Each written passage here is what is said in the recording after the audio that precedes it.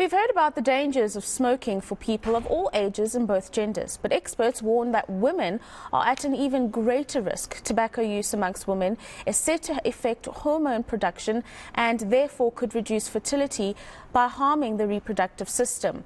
For more on this, we're joined by Lorraine Govender from the Cancer Association of South Africa, who joins us now. Thank you very much for your time this afternoon, Lorraine. In fact, I suppose one of the things we should start with is the fact that tobacco use amongst women has increased over the recent period. Are there any specific reasons? Yes, definitely. I think with the introduction of new tobacco products into the market, we're definitely seeing an increase in the stats among women. Recently, the South African Medical Research Council conducted a survey. The South Africa's Global Adult Tobacco Survey was done by the Research Council. And the statistics show that 17.9% of women in South Africa currently use tobacco products. So this definitely puts them at an increased risk of various diseases. Now, one of the things that that have been called for is more policies around the protection of men and women, particularly when it comes to things like secondhand smoke. One would think that the government has tried in terms of regulation to create smoke-free or as many smoke-free areas as possible. Your thoughts on what more can be done in this regard? Thank you. I think that's such an important question. We are really pushing for the passing of the tobacco control bill right now. We believe that effective policies must be adopted to reduce tobacco use among men and women to 100% smoke-free public areas, curtailing tobacco products, the marketing of tobacco products, implementing strong health pack warnings, expanding protection against secondhand smoke, and also effective education and campaigns to ensure that the bill will be passed by our parliament. So we believe that through stronger legislation, we will be able to cut down on the use of tobacco products. If you think about secondhand smoke and exposure, often people don't have any control over that.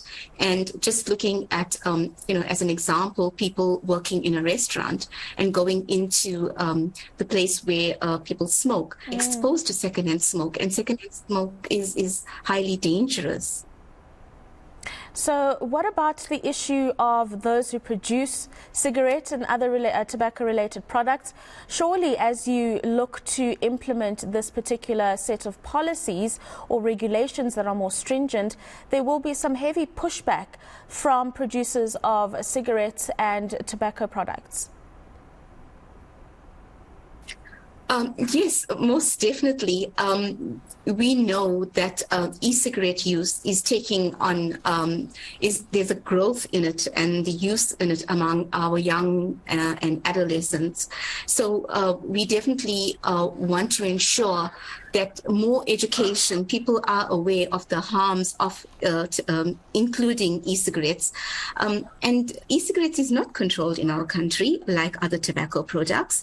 And the increased use among youth we need to show people and to educate people in terms of the harm, because e-cigarettes does have nicotine in it, which is highly addictive when used. And we are really concerned that when our youth and young adults, or anyone for that matter, using e-cigarettes, will then start using cigarettes because they have already become addicted to nicotine.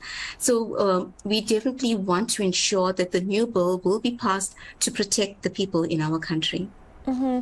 And then maybe just furnish us with some details around what exactly the health risks that a woman faces if she takes up or is a smoker. We did speak about in my intro the fact that fertility is impacted, but surely that's not the only thing, is it? Smoking alone reduces a woman's life expectancy by at least an average of 10 years. I work at the Cancer Association, and tobacco use is related to over 16 different types of cancers. If you just look at cervical cancer has the highest death rate among women in our country. Women who are HPV positive have a higher risk of developing cervical cancer than a woman who doesn't smoke. So this alone can tell you that there is a correlation between tobacco use and the risk that women are exposed to. Women also have a higher risk of developing cardiovascular disease than men, and this could be due to tobacco smoke having an adverse effect on estrogen. Women who smoke are more likely to suffer a heart attack as opposed to a woman who doesn't smoke. And while women who smoke and use oral contraceptives are up to 40 times more likely to have a heart attack than women who neither smoke nor take birth control. Smoking alone is known to cause over as I mentioned, 16 different types of cancers. And if I could just list them, lung cancer, we all know about lung cancer in our country. It's among our National Cancer Registry. But not only lung cancer, it also causes cancer of the larynx, your oral cavity, bladder, liver, pancreas, cervix, kidney, colon, rectum, and the list goes on. So yes, in fact, smoking accounts for 1/3 of all cancer deaths in our country. So it's a huge risk factor. While women who smoke less than men, many non-smoking women will still suffer increased risk of heart disease and lung cancer from exposure to secondhand smoke because their husbands or partners smoke.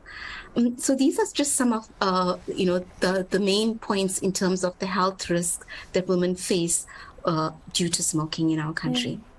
Thank you very, very much for those interesting insights, Lorraine. That's Lorraine Govender from the Cancer Association of South Africa, speaking about the implications of women who smoke cigarettes or tobacco-related products and the impact that it has on their overall health.